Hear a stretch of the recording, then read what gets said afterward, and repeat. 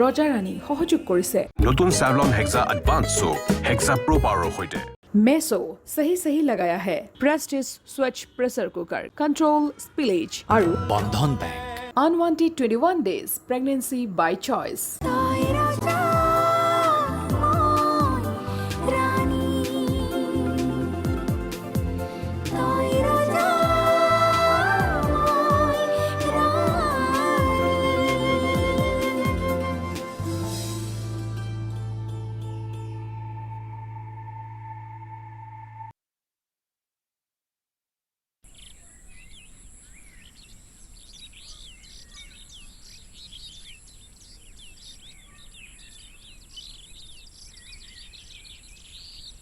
ঐ কি হ'ল তাই আহিছিল কিয়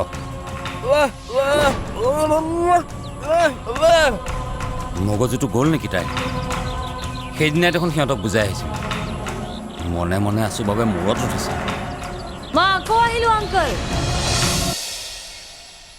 তুমি আকৌ কিয় আহিলা মায়ে বেয়া পাব নহয় মাৰ কথা বাদ দিয়ক মই জানো নহয় মোৰ সুখ ক'ত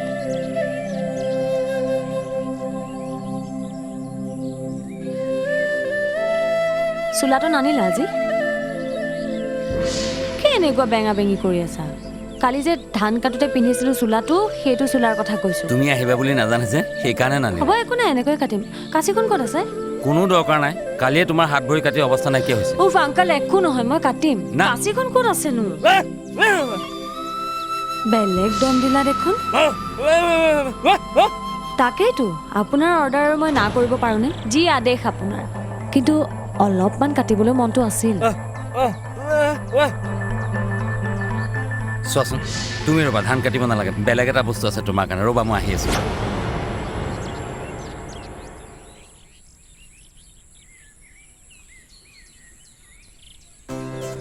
কি আনিছে আংকল খোৱা ৰবাব টেঙা দেখোন পথাৰত ৰবাব টেঙা খোৱাৰ কথা শুনিহে আছিলো আজি লোৱা। খাবলৈও পাম কাটা আমি চবেই খাম কিন্তু কেনেকে কাটিম হা ৰ'বা ৰ'বা মই শিকাই দি আছোঁ এই চোৱা তুমি প্ৰথমে এনেকে এই বস্তুটো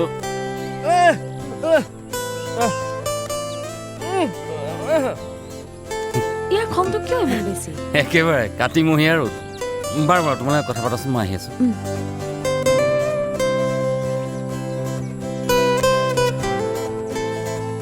খংটো কিয় ইমান বেছি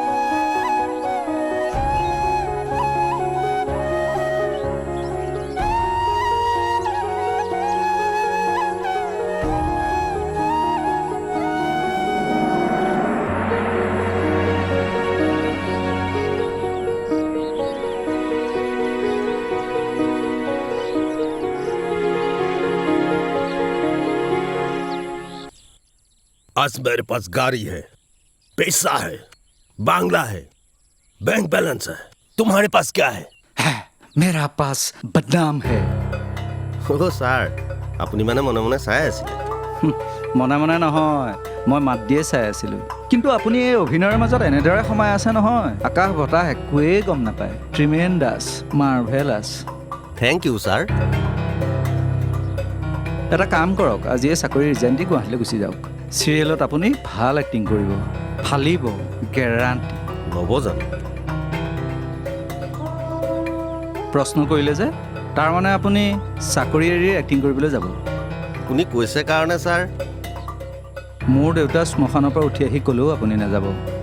চাকৰিটো কৰি আছে চিকিউৰ হৈ থাকক। সংস্কৃতি ৰক্ষা কৰিবলৈ গৈ ঘৰখনৰ অশান্তি বঢ়াই নল'ব। বুজা নাই ছাৰ। বুজিবও নালাগে।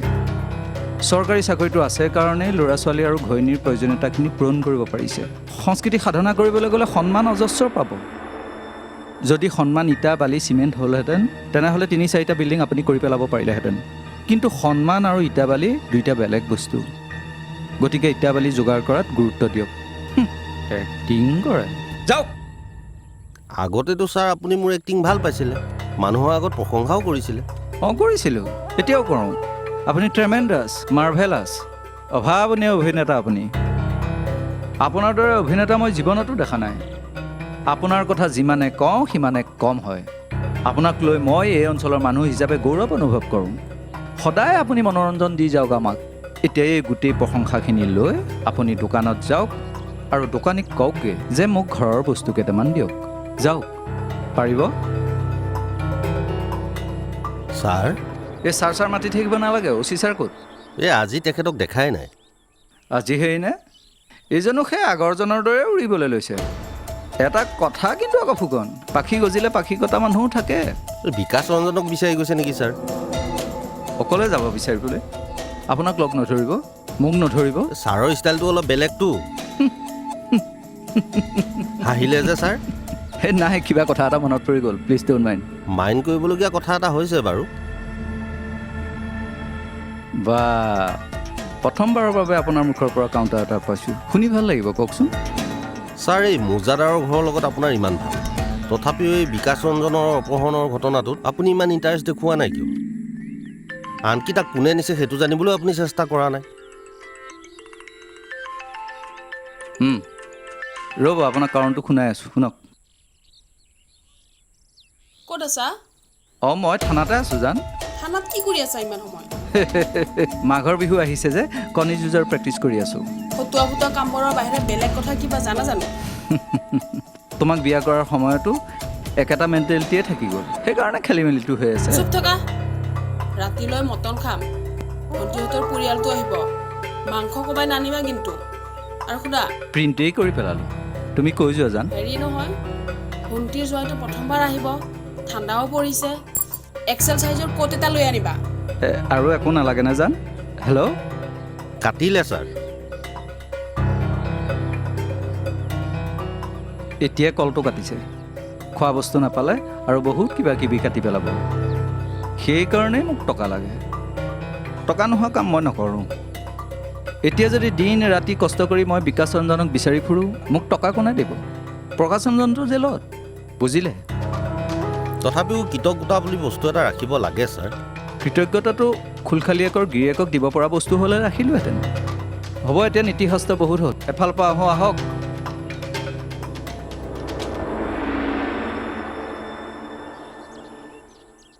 অ' ছাৰ, ক'লৈ যায়নো?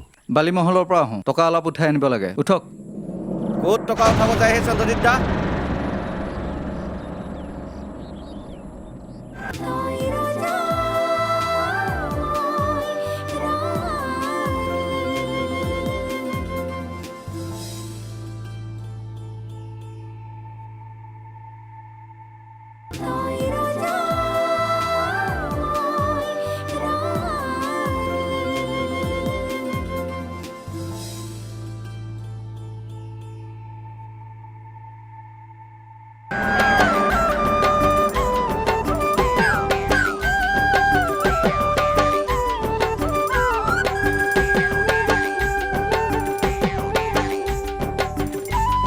অপাৰেশ্যনটোত বাৰু বেছি ৰিস্ক আছে নেকি? ৰিস্ক মানে?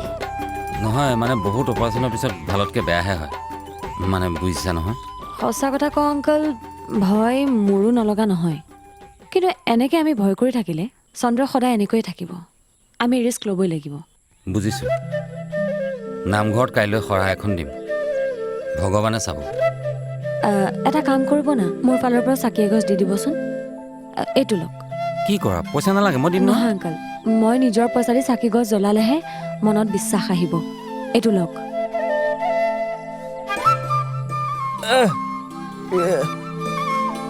আংকলে কালিলৈ তোমাৰ হৈ নামঘৰত চাকি এগছ দিব। তোৰ অপাৰেশ্যন নহয় নেকি?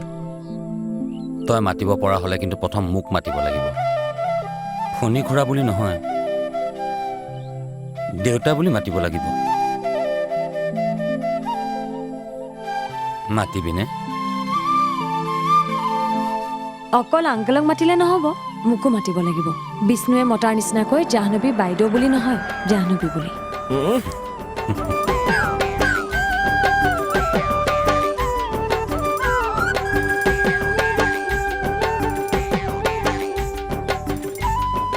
কাটে, খুব ধাৰ আছে। নেকি এইবোৰে? কহুৱাটো নহয়? নহয়, এইটো এই ঘৰ চোৱা খেৰটো, চন খেৰ অ' যিটো। আচ্ছা আচ্ছা,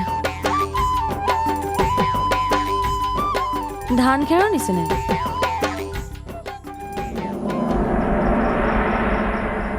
কৈছা নেকি তুমি?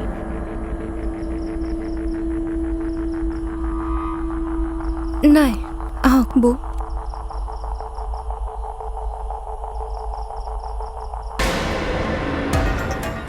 তোমাক এটা কথা কওঁ, ভুলকৈ নাভাবিবা।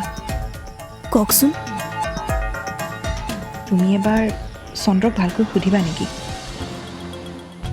চন্দ্ৰক কি সুধিম? ভাইটিক ক'ত ৰাখিছে কি জানে নেকি? বৌ, আপুনিও চন্দ্ৰক সন্দেহ কৰিছে? তুমি জানো কৰা নাই? বৌ, তুমি মনে মনে চন্দ্ৰৰ ঘৰলৈ গৈ তাত ভাইটিক ৰাখিছে নেকি চাবলৈ যোৱা, কালি নিজেই দেখিছোঁ। মই তোমাক পিছা কৰা বুলি নাভাবিবা। তুমি তেনেকৈ হঠাৎ ওলাই যোৱাৰ কাৰণে মোৰ চিন্তা হৈছিল। তোমাক মাতিছিলোঁ পিছফালৰ পৰা, কিন্তু তুমি নুশুনিলা। তাৰ লগত জেলত থকাটোৰ কথা মোক বোলে কোৱাৰ কাৰণে কিবা ভাবিছিলোঁ, কিন্তু সি ঘৰত নাই। শ্ৰীৰাম বৰ্তাই কৈছে সি বোলে কিবা কালিয়ে গুৱাহাটীলৈ গৈছে, কিবা অপাৰেশ্যন আছে বোলে। অপাৰেশ্যন? কিহৰ? কোনো অপাৰেশ্যন নাই, ধৰা পৰা ভয়ত পলাইছে। সৰু যদি কিবা হ'বলৈ হয় নহয়, গোটেই খানদান শেষ কৰি দিম। কাৰ? সেইটো ক'ব লাগিব তোমাক? তোমাৰ চন্দৰ। তাৰ বংশ শেষ কৰিবলৈ জানো বাকী ৰাখিছে? আপোনাৰ ভিনীয়েকে আজিৰ পৰা 22 বছৰ আগত তাৰ বাপেকক মাৰিছিলে। বৈষ্ণৱী? কিন্তু মই শুনামতেতো তাৰ দেউতাক কিবা এক্সিডেণ্টতহে ঢুকাইছিল। এওঁতো মৌজাদাৰ ঘৰলৈ বোকা ছটিয়াবলৈ কাহিনী এটাহে লাগে। কাহিনী মই কোৱা নাই,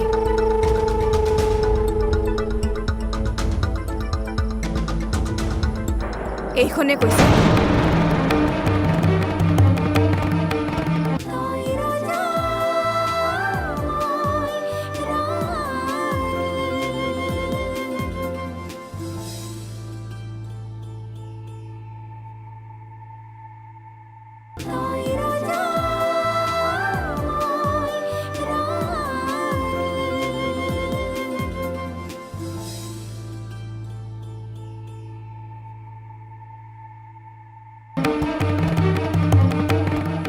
কোন আছ?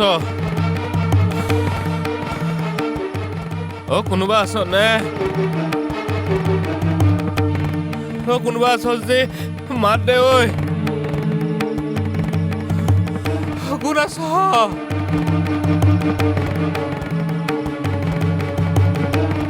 চাওঁ কি এখন? কম কি এইখন, কিন্তু হাতত নিদিওঁ। এইখনত যি যি লিখি গৈছে আপোনাৰ ভিনীয়েকে, সেয়া জানিব পাৰিলে চন্দ্ৰই আপোনাৰ ভাগিনক কিডনেপাৰৰ পৰা নিজে বিচাৰি আনি মাৰি পেলাব। বৈষ্ণৱী, কি কৈছা তুমি এইবোৰ? মই একো বুজি পোৱা নাই। আৰু এইখন ক'ত পালা তুমি? মই কিডনেপাৰৰ প্ৰপাৰ্টি কাগজ দি বিকাশক উলিয়াই আনিম বুলি ভাবি কাগজ বিচাৰি আছিলোঁ। আলমাৰী একেবাৰে তলত এইখন পৰি আছিলে। বহুতখিনি পাত নষ্ট হৈছে, কিন্তু যিখিনি আছে সেইখিনিয়ে যথেষ্ট এইটো বংশ কি প্ৰমাণ কৰিবলৈ। মৃতদেহৰ ওপৰত থিয় হৈ আছে আপোনাৰ এইখন ঘৰ। মনে মনে থাকা, এনেই চালে বেৰে কোবাই কথা কৈ নাথাকিবা। চালে বেৰে কোবোৱা কথা? এইটো চাওক, ইয়াত স্পষ্টকৈ লিখা আছে, নন্দই মোৰ পিছত লাগি ভুল কৰিছে। মই কোন সি বুজা নাই। গুৱাহাটীলৈ মন্ত্ৰীক লগ কৰিবলৈ গৈ গাড়ীত লৈ গৈ এক্সিডেণ্ট কৰি মাৰিম সোমবাৰে থিৰাং কৰিলোঁ। ড্ৰাইভাৰ কাক পঠিয়াম? অ' য়েছ, চিৰাজ। চিৰাজো যদি এক্সিডেণ্টত মৰে তেন্তে তাৰ মাটিত থকা শালখন একেবাৰে মূৰ হৈ যাব।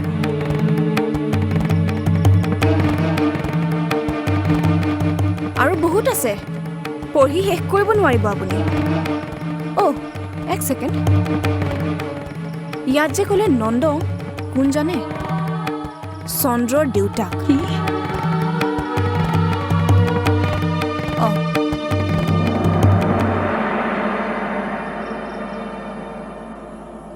সেইদিনা আপোনাৰ ভিনীয়েকে গুৱাহাটীৰ MLAক লগ কৰিবলৈ মাতি পঠিয়াওঁতে দেউতাকৰ লগত গুৱাহাটী চাবলৈ চন্দ্ৰও গৈছিল। মোৰ এতিয়াও মনত আছে, সেইদিনা সোমবাৰ আছিল, যিদিনা চন্দ্ৰৰ দেউতাকৰ এক্সিডেণ্ট হৈছিল।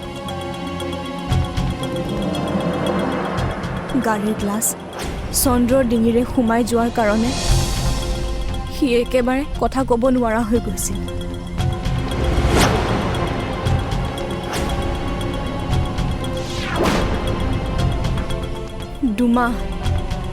দুমাহ হস্পিটেলত থাকি সি ঘৰলৈ বোবা ল'ৰা এটা হৈ আহিছিল।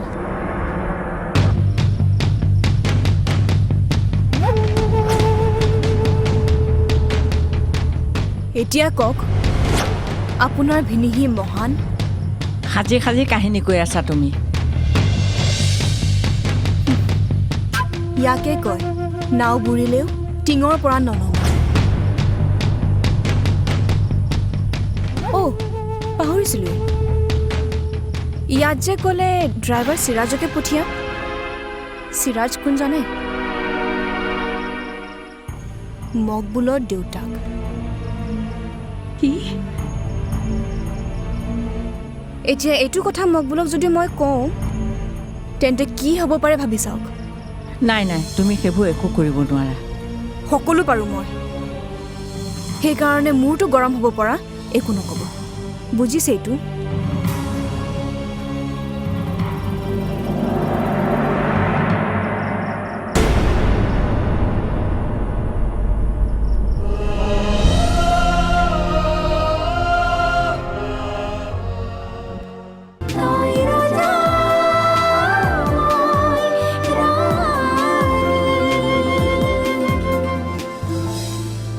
ৰজা ৰাণী সহযোগ কৰিলে নতুন Savlon Hexa Advanced Soap, Hexa Pro Power সৈতে।